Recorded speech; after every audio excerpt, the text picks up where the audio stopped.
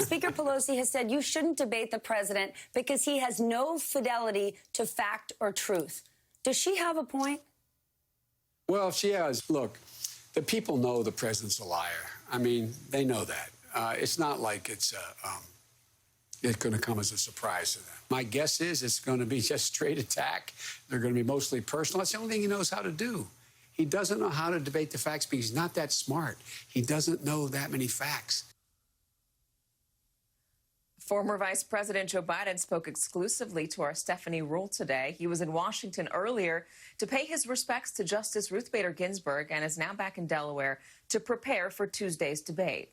Back with us again tonight, Victoria DeFrancesco Soto, professor and assistant dean at the LBJ School of Public Affairs at the University of Texas at Austin, and David Plouffe, former Obama campaign manager and senior advisor to President Obama. He's also on the board of directors for the Obama Foundation. His latest book is A Citizen's Guide to Beating Donald Trump. Welcome tonight.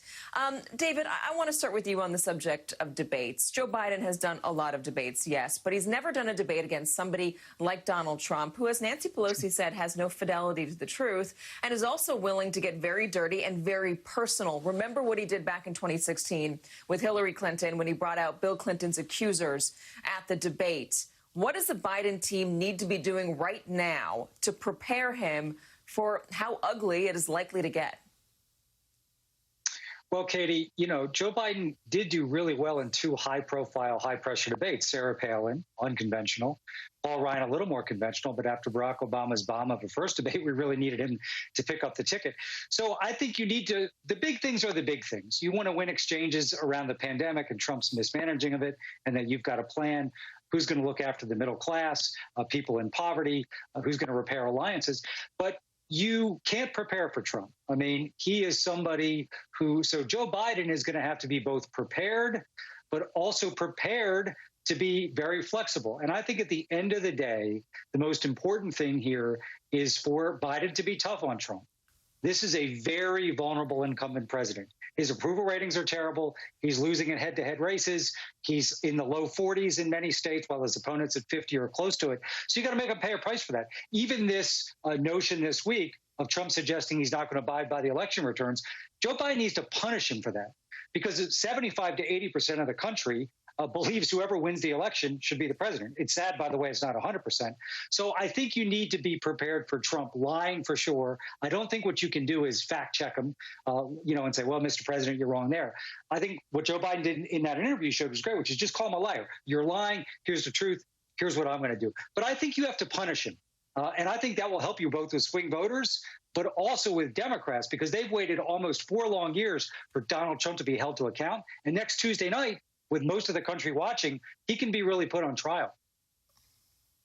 Let me ask you one more, because you're intimately, you're close to Joe Biden. You know how he debates, and you know what bothers him. Let me read this from the Washington Post. The prospect of a cage match between a president for whom no subject is off limits and a challenger who can be openly emotional is making some Biden advisors nervous. They see a fine line between Biden's passion and empathy, which can appeal to voters, and the raw anger that sometimes gets him in trouble and could undercut his pitch as a calming alternative to a president who thrives on chaos.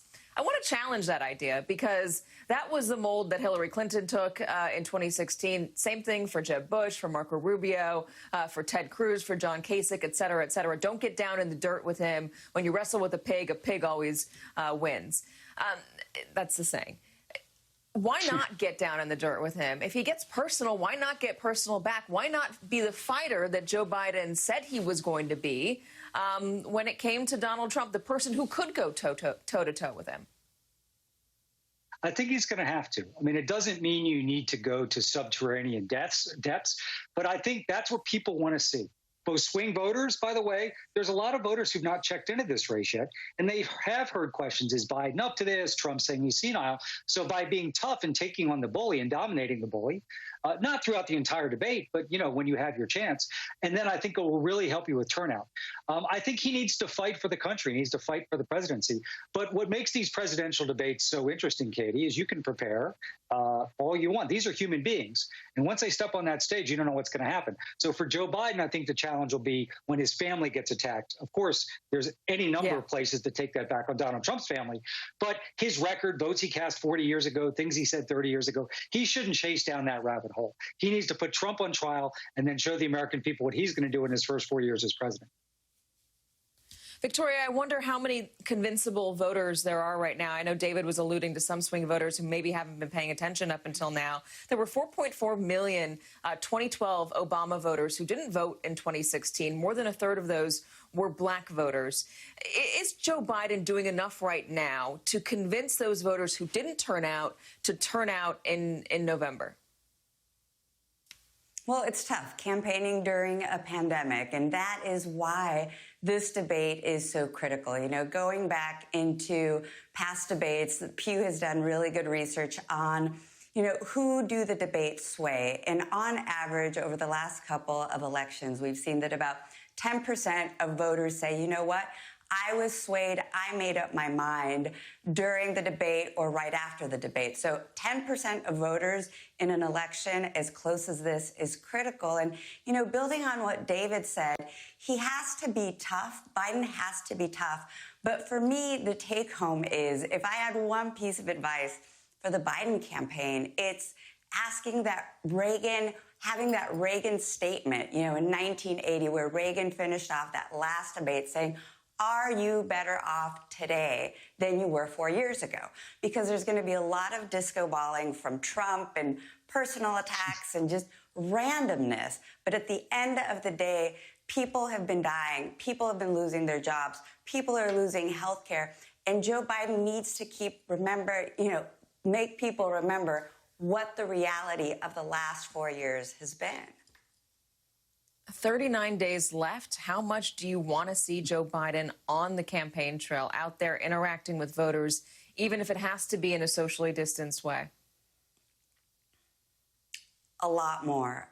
And, you know, one of the things that we know from poli-sci research is that there's no substitute for direct engagement.